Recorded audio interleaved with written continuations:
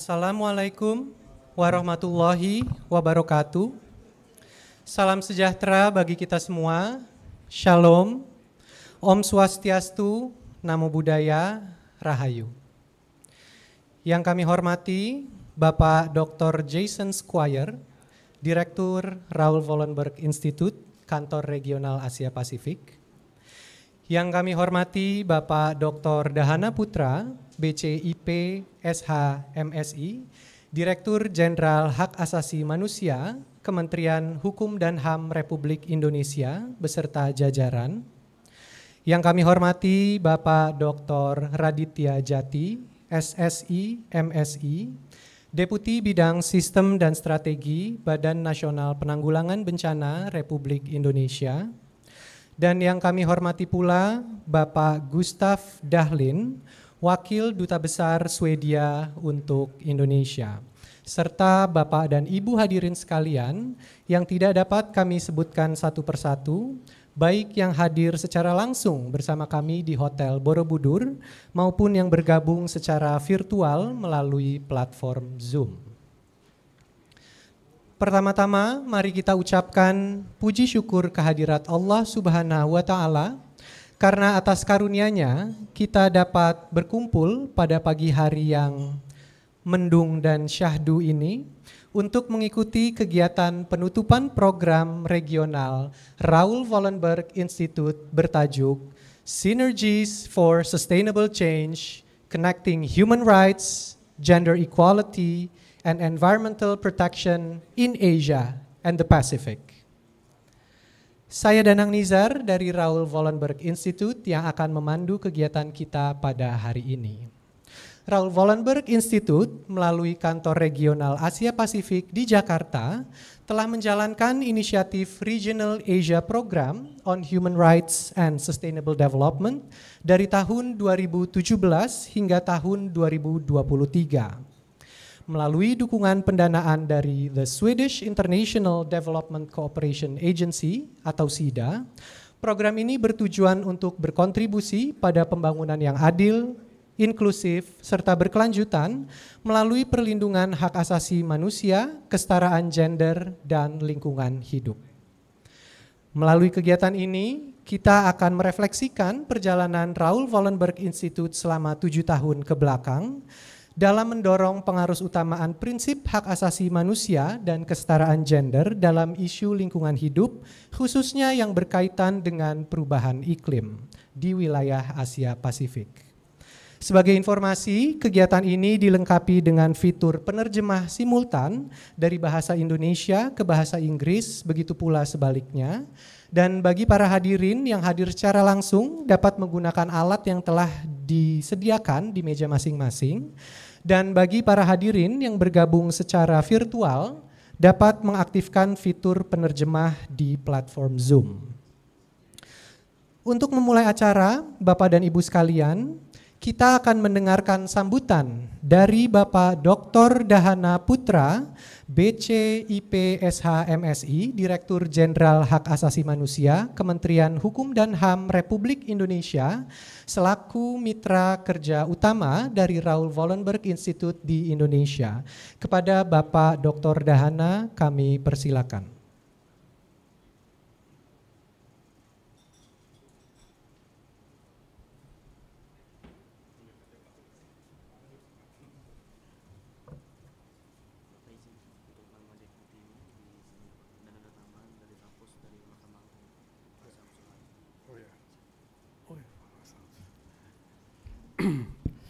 Bismillahirrahmanirrahim. Assalamualaikum warahmatullahi wabarakatuh. Selamat pagi, salam sejahtera untuk kita semua. Om Swastiastu, Salam, Nama, Buddha dan salam kebajikan. Excellency First Ambassador from Sweden, Mr. Gustav Dahlin.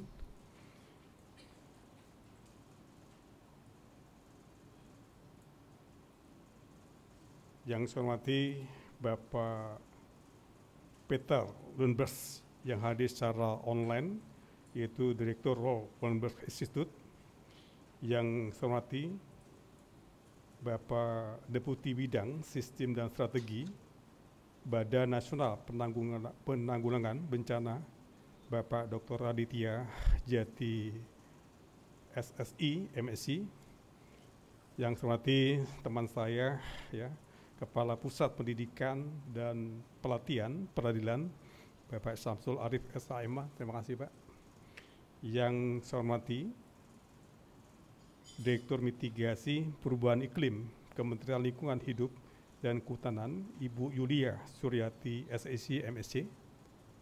Yang saya hormati Direktur Asia Pasifik Royal Vandenberg Institute, Bapak Dr. Jason Square. Yang saya hormati PLT Kepala Biro Perencanaan dan Pengawasan Internal Komnas HAM, Ibu Kurniasih Novita Dewi. Terima kasih Ibu.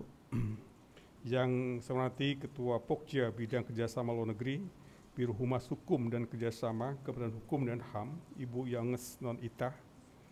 Yang saya hormati perwakilan tim perizinan orang asing, TPPO, dan para hadirin yang berbahagia. Dari penyelenggara menyiapkan pantun nih. Kalau saya nggak baca, takut saya dimarahi oleh Mbak Windy, ya. Karena Mbak Windy itu sudah familiar dengan Dirjen HAM. Di Dirjen HAM itu ada SOP, terbiasa dengan pantun. Termasuk juga Pak Jensen, ya. Pak Jensen itu setiap ketemu kita pantun terus, ya. Ternyata kita mampu untuk memengaruhi, ya, pantun itu menjadi suatu, ya, budaya, ya, suatu budaya yang sangat-sangat baik untuk mengakrabkan kembali dari peserta. Karena di sini pun juga ada translator, jadi saya gunakan bahasa Indonesia. Mentari terbit belumlah tinggi, jalan sendiri menunggu pacar. Assalamualaikum, selamat pagi, semoga acara ini berjalan lancar. Ya. Selamat pagi, salam sehat dan salam sejahtera bagi kita semua.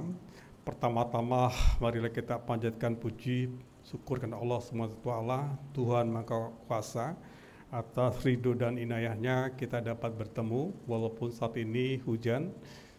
Hujan itu memberikan suatu nilai tersendiri bagi kita untuk meyakini dan juga mensyukuri nikmat. Alhamdulillah saya diberikan kesempatan baru pulang dari umroh, Pak Samsul. Jadi katanya kalau baru pulang itu ada selama 40 hari saya dikelilingi oleh malaikat. Jadi kalau poin dekat, dekatlah saya, ya. Insya Allah apa yang diharapkan dijawab, ya, insya Allah, ya. Ya, tentunya pada rangka kegiatan lokakarya penutupan program Royal Vandenberg Institute of Human Rights and Humanitarian Law, sinergi untuk perubahan berkelanjutan, menghubungkan HAM, kesetaraan gender, dan perlindungan lingkungan di Asia dan Pasifik.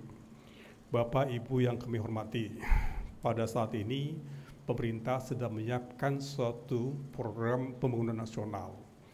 Dengan alhamdulillah juga dengan pelaksanaan pemilu, ya, walaupun masih berproses, tapi satu sisi adalah saat ini sedang disusun suatu program pembangunan nasional, baik program pembangunan nasional jangka panjang maupun juga program pembangunan jangka pendek. Nah, tentunya di sana pun juga akan dijabarkan dalam suatu program kegiatan di masing-masing kementerian lembaga dalam bentuk renstra maupun juga rencana kerja.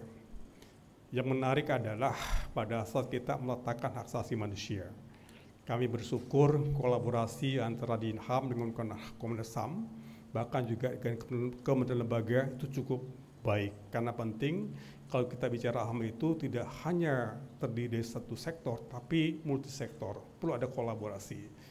Nah, ini kami sangat memberikan suatu atensi yang besar pada saat suatu rancangan pembangunan nasional yang sedang kita susun, ini mencoba mengkolaborasikan berbagai stakeholder.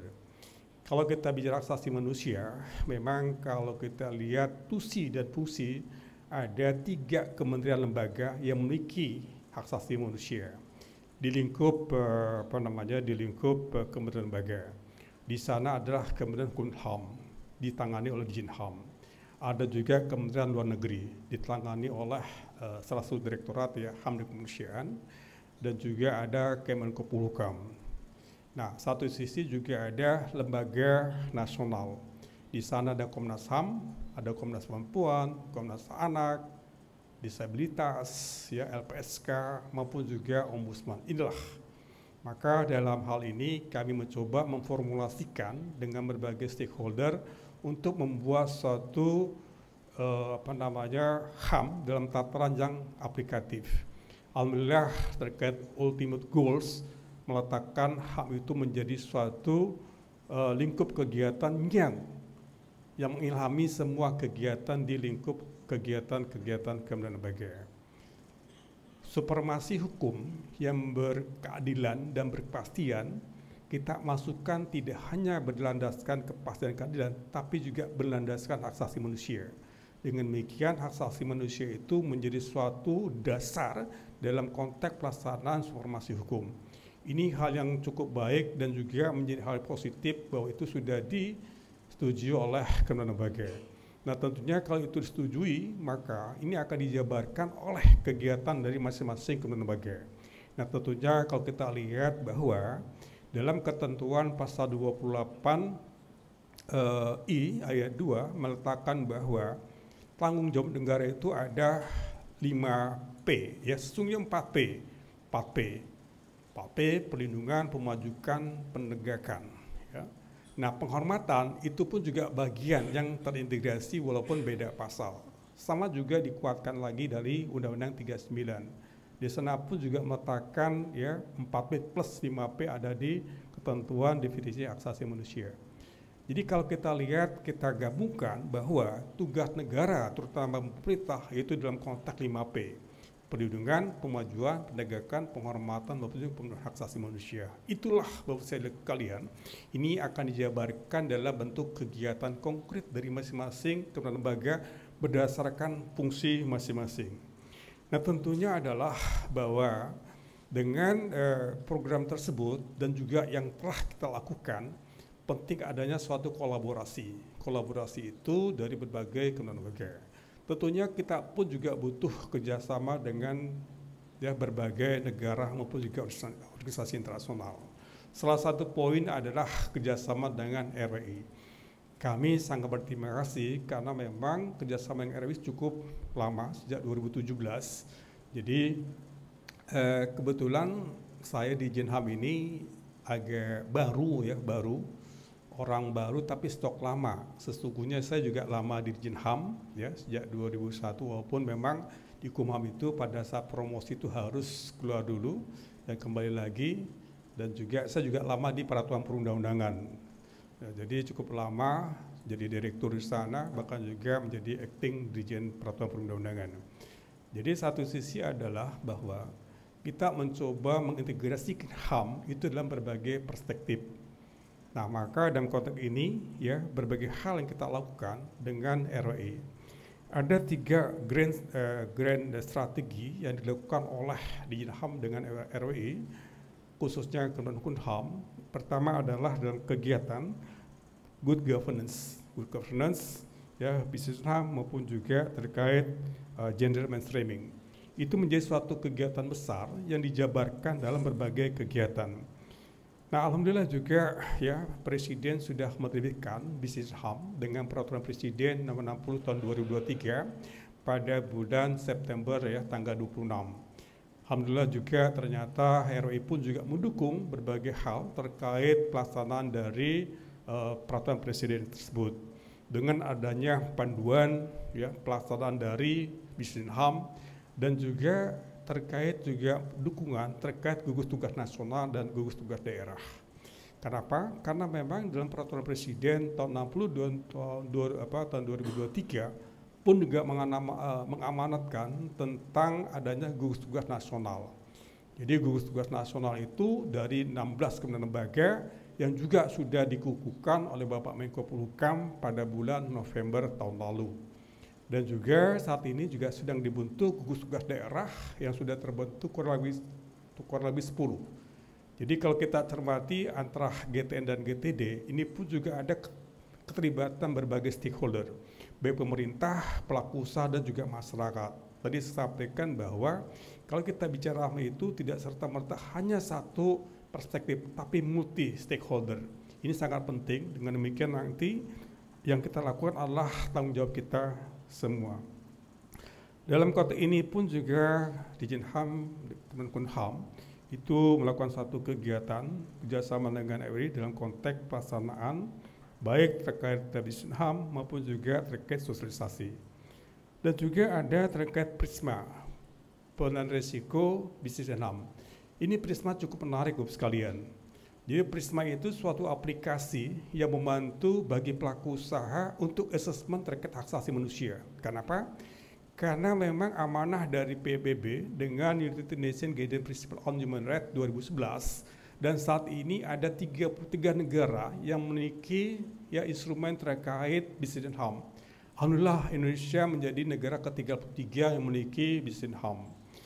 Dan juga kurang lebih 35 negara sedang menyiapkan terkait bisnis dan HAM. Nah, poinnya adalah bahwa berbagai negara itu sudah melihat bahkan mewajibkan bahwa barang yang masuk itu harus uji tuntas masalah HAM. Di saat ini dengan Prisma itu sudah 237 Pak Samsul pelaku usaha itu assessment dengan Prisma itu apakah usahanya itu tuntas enggak dengan hak asasi manusia. Dan itu digunakan oleh pelaku usaha untuk memberikan suatu informasi pembuktian bahwa usahanya itu tuntas masalah HAM. Dan perlu kami informasikan statement dari Menko Perekonomian bahwa dengan adanya kebijakan terkait undang-undang deforestasi di Uni Eropa, itu ada potensi negara akan loss 100 triliun karena ada 10 bahan pokok Indonesia itu akan ditolak karena belum tuntas masalah hak asasi manusia. Nah, salah satu pembuktiannya apa? Pembuktiannya harus melalui dengan Prisma. Jadi alhamdulillah Bapak sekalian, walaupun Prisma itu suatu aplikasi yang voluntary, tapi itu dimanfaatkan oleh pelaku usaha. Dan pelaku usaha ini pun juga sangat bersemangat untuk mengassessment apakah usahanya clear masalah hak asasi manusia tidak. Ini penting. Nah, untuk itu maka kami pun lagi-lagi berterima kasih juga kepada RRI yang membantu kami dalam rangka untuk menyiapkan suatu pedoman. Bahkan juga kami sedang siapkan suatu modul terkait Prisma itu sendiri. Kenapa? Karena di Prisma itu ada 12 indikator hak asasi manusia yang digunakan oleh pelaku usaha. Baik indikator terkait policy, baik indikator terkait pekerja, lingkungan, maupun juga terkait terkait hak-hak bagi perempuan. Inilah yang digunakan oleh pelaku usaha untuk melihat bahwa usahanya itu tuntas HAM atau tidak, dan itu dimanfaatkan oleh berbagai negara. Dan tidak hanya di Uni Eropa, tapi juga di Jepang, di Amerika pun juga sama. Jadi ini akan menjadi satu hal yang menarik dan juga menjadi hal yang positif dalam upaya untuk meningkatkan pertumbuhan ekonomi. Harapan kami juga termasuk juga dengan pelaku usaha UMKM.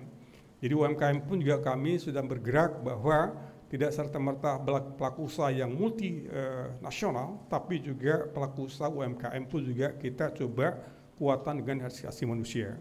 Dan tentunya memang dalam peraturan presiden tersebut memang ada 3 hal yang dilakukan. Pertama terkait capacity building bagi pelaku usaha, pemerintah maupun juga masyarakat. Karena penting bahwa pemerintah pun juga harus dimulaikan terkait bisnis HAM, pelaku usaha maupun juga masyarakat. Kedua adalah pemetaan regulasi. Kemarin pun juga sudah dilakukan oleh Kementerian Marves terkait regulasi yang tidak selaras dengan bisnis HAM dan juga terkait pemulihan. Itu terkait program terkait bisnis HAM. Belum lama ini pun juga Dijenham dengan RRI pun juga membuat suatu pedoman terkait climate change. Ini cukup menarik Bapak sekalian. Tadi pun juga saya disampaikan oleh Pak rekan saya dari BNPB, kalau bisa tidak hanya climate change tapi juga disaster manajemen disaster Ini saya pikir cukup baik masukan itu, dan kebetulan insya Allah nanti saat ini kami sedang menyiapkan peraturan presiden terkait rencana aksi nasional hak asasi manusia atau RANHAM yang notabene masuk ke periode ke-6.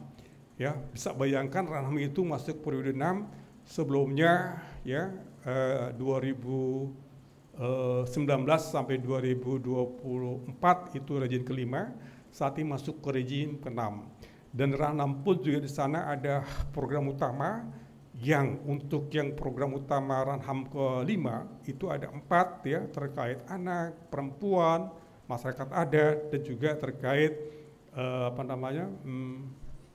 disabilitas. Dan tadi komunikasi dengan BNPB itulah pentingnya teman-teman.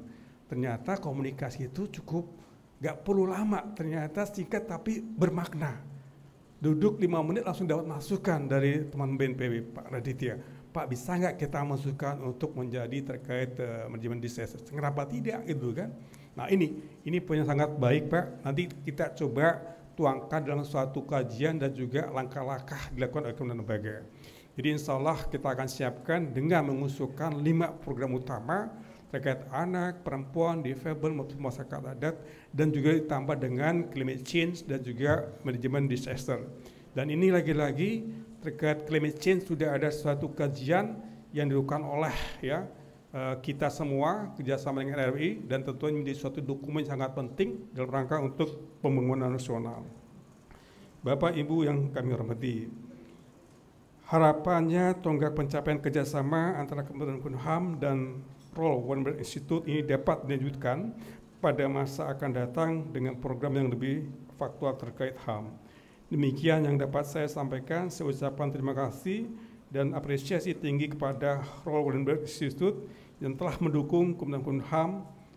Semoga hasil kerjasama ini bermanfaat demi terwujudnya penghormatan, perlindungan, pemajuan penegakan dan pemenuhan hak asasi manusia di Indonesia. Serasa demikian, halul kalam, wabillahi taufiq wal hidayah. Wassalamualaikum warahmatullahi wabarakatuh. Selamat pagi, salam sejahtera untuk kita semua. Om Santi Satyom, terima kasih.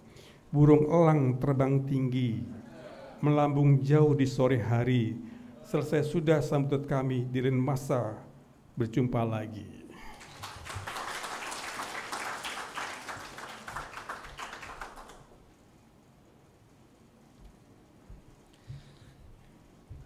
Terima kasih Bapak Dr. Dahana atas sambutannya.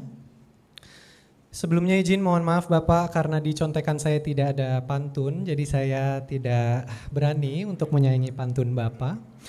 Baik Bapak Ibu hadirin sekalian, berikutnya mari kita sama-sama simak video sambutan dari Bapak Peter Lundberg, Direktur Eksekutif Raoul Wallenberg Institute. Kepada Bapak Peter kami persilakan. Dear friends, this year we celebrate the 40th anniversary of the Raoul Wallenberg Institute. It's a moment to reflect on our enduring commitment to the global human rights and humanitarian law. Over the past 2 decades, Raoul Wallenberg Institute's presence in Indonesia has been a pivotal regional program in the Asia Pacific and has significantly impacted the human rights landscape, fostering networks and driving solutions to complex challenges. Key achievements of our regional Asia-Pacific program include enhancing academic capacities, addressing climate-induced displacement, and establishing the Asia-Pacific Academic Network on Disaster Displacement.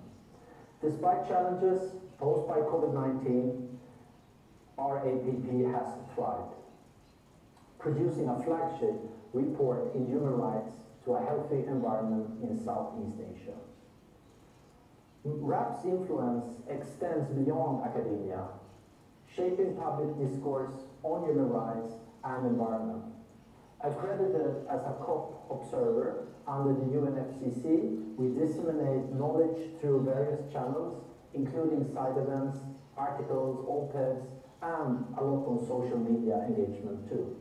Our consultative status at the AICHR provides platforms to affect change across member states. Gratitude is extended to partners, collaborators, donors, and alumni who have been instrumental in our journey. Partners and collaborators have inspired us with their commitment to advance the human rights, while SIDA support has enabled us to reach new heights. Our dedicated alumni embody our values and contribute to a more just world. Special thanks to the Indonesian government, particularly the Ministry of Law and Human Rights, for their unwavering support. Recognition is also given to the dedicated staff in Jakarta and Bangkok for their exceptional work. As we celebrate, let us continue working together with determination, with compassion, with resilience to uphold human rights globally. Terima kasih banyak. Thank you very much.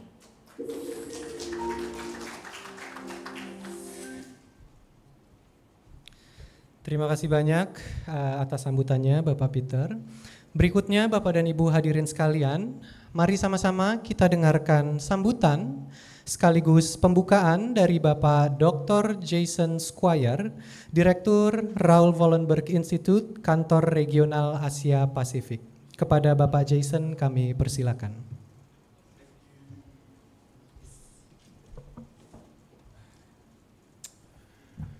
Okay. Selamat pagi semua. Thank you for coming along today. It's a bit wet out there, but it's good to see you all. I'd like to start off by acknowledging our special guests, the people that we're very pleased that have made the time to come and be part of this event today. So Dr. Dahana Putra, the Director General of Human Rights, Ministry of Law, Human Rights for Indonesia. This person is online. Dr. Kustian Torold, Secretary of the Director General of Maritime and Marine Spatial Management, Ministry of Marine Affairs and Fisheries. Dr. Raditya Jati, who's the Deputy Minister for Systems and Strategies in the National Disaster Management Office here in Indonesia. I'm sure you're very busy with all the rain. Of course, Dr. Haniati, Director of Human Rights Cooperation, Ministry of Law and Human Rights. Ibu Yulia Suryati, who's the Director of Climate Change Mitigation for the Ministry of Environment and Forestry. Mr. Gustaf Dahlin, who's the Deputy Ambassador at the Swedish Embassy here in Jakarta. Representatives of the TPLR team, panelists, partners, alumni attending online and offline. I don't think I've forgotten anyone in the room. So it's great that you're all here.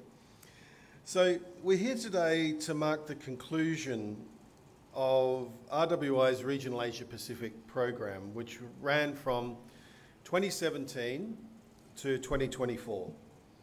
It was supported by SIDA, which is the Swedish International Development Agency, and we've got to thank SIDA for it, because without their contribution and commitment to human rights across the Asia Pacific, it wouldn't be possible. So we're very grateful for SIDA's support. Today we look back and share results of 7 years of programming across the Asia Pacific. You know, it provides a time for us to pause and reflect. And many of you in this room have actually been on that journey with us. So it's also interesting for you to know, what have we done? What have we achieved?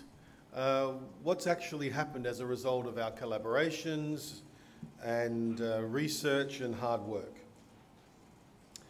The RAP's focus was on the intersections between human rights, climate change, environmental sustainability and gender equality.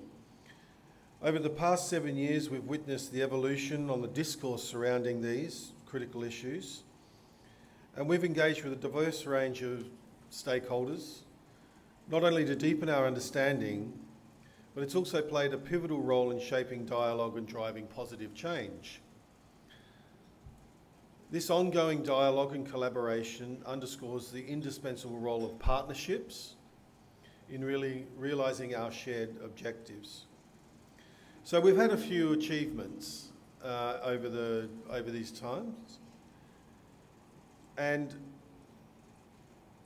our research endeavours and capacity building initiatives, we've significantly bolstered academic capabilities in addressing climate-induced displacement. The establishment of the Asia Pacific Academic Network on Disaster Displacement network stands as a testament to our commitment to bringing this and bringing it together and amplifying regional perspectives. Our regional initiatives on policy development have also contributed to the interlinkages between human rights, gender equality and environmental sustainability.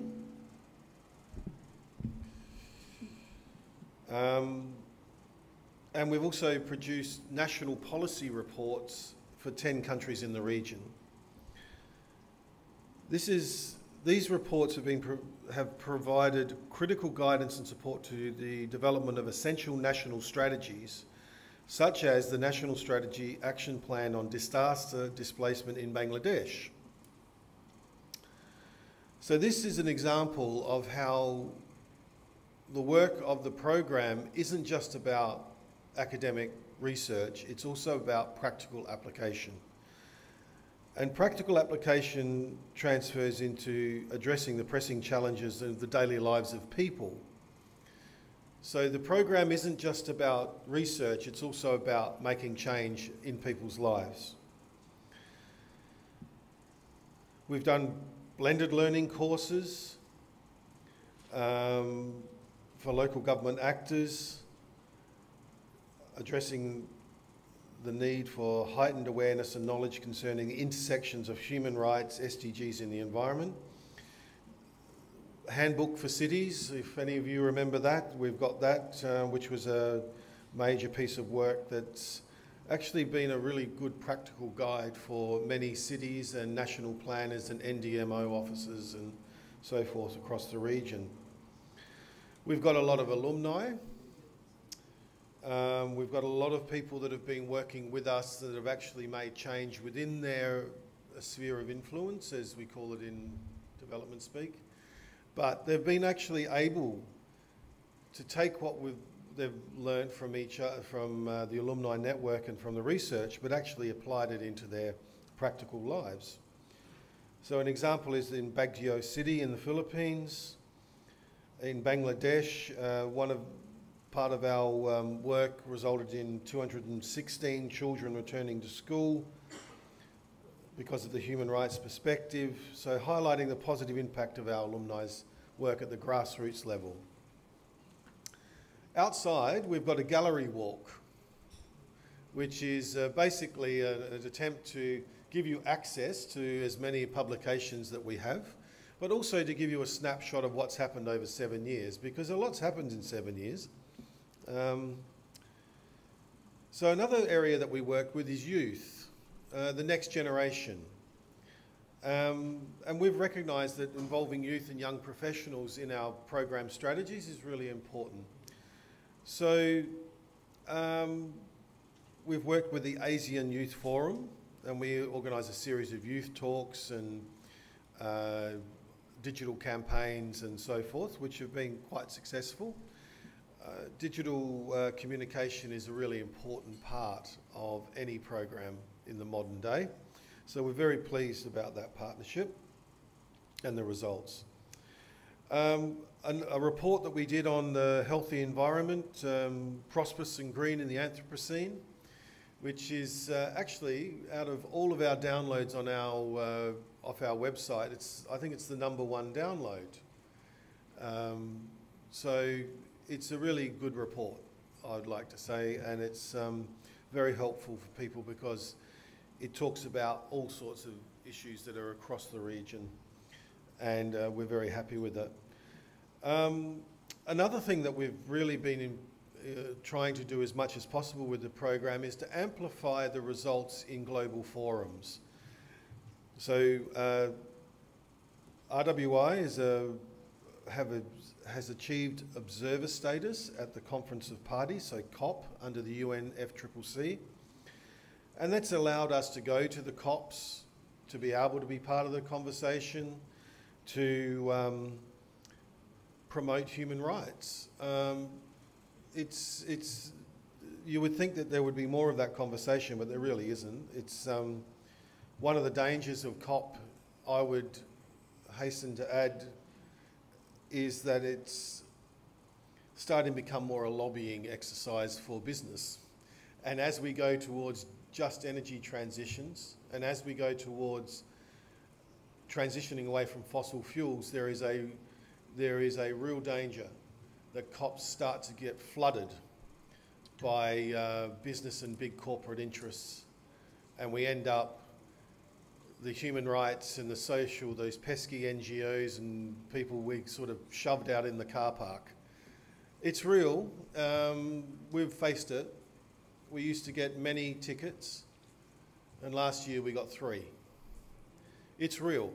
So please, maintain the good fight on that front, and we must always make sure that we're present at those big events. We recently, as a result of our membership at COP, we've joined the Paris Committee on Capacity Building under the UNFCCC, which is quite an achievement. So we're able to again get that human rights-based approach into the conversation. Our relationship with the ASEAN is really good. HR in particular, we have consultative status. We're one of 30 organisations across the region. And that's really created great opportunities for our program and to be able to leverage a lot of your work within the ASEAN mechanism. So we're very pleased with that, and we really push hard in that area and trying to make sure that regional initiatives are really an important part of any program. So our collaboration with the Ministry of Law and Human Rights is excellent. The Director General of Human Rights, the achievement around PRISMA is commendable. It's noted around, I mean, you've travelled around the world on this, and it's been noted, I think, in Global Quarters as a great initiative of Indonesia. So congratulations to you all. And we were pleased to be part of that as well. I'd also, just to finish up, I'd like to extend our thanks to all our partners, collaborators, donors and alumni who have been instrumental in this journey of our program over the last 7 years. We couldn't have done this without you. We have always tried to make sure we get a diverse range of people in the room as possible, and to really assist you in your own interests in terms of human rights work in climate. And I think we're going to hear today that we take the right to a healthy environment as sort of, oh, well, this is pretty typical. But 7 years ago, people were not talking about human rights and environment. There was a complete, why? What do you mean human rights and environment, you know? So we're now at a point, 7 years later, where there's actually been a UN General Assembly, there's been a declaration, and two, that we all, as human beings, have the right to a healthy and sustainable environment. So all of our work has resulted in something. So 7 years ago, we were doing pieces of research which was simply trying to explain the connection between human rights and environment. Within 7 years, with a lot of people's work around the world, of course, but including ours and yourselves, there's a declaration which is now spawning a lot more work. And once those type of big mechanisms or those instruments and those declarations are actually in place, it gives a lot more weight to our work. And it's also an imperative of our survival. So I think that, you know, just because the UN General Assembly says it, that's one thing. But it's also so important, as we all know, as we're transitioning into just transitions and just energy transitions and away from fossil fuels and green energy and extractive mining and all of these new challenges that come. So 7 years ago, human rights and environment, what is this? Now we're talking in Indonesia. We know that there's critical extraction, critical minerals for EVs and batteries and so forth. This is the next conversation that we're going to be having. And and we're well positioned.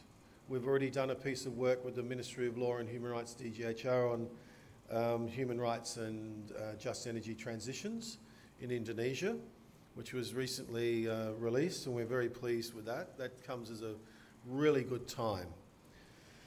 So I'm not going to steal the thunder of the day because you're all going to talk about this for the rest of the day. But I cannot leave this podium without saying, extending my thanks and to the dedicated RWI staff in the Jakarta and Bangkok office, who they're really tireless, committed employees, professionals, development professionals of the highest order. I'm very pleased to be part of the team. We are a team, and we've achieved a lot over the last 7 years. So without them, it wouldn't have been possible. So I thank you all, and thank you all once again for coming along today.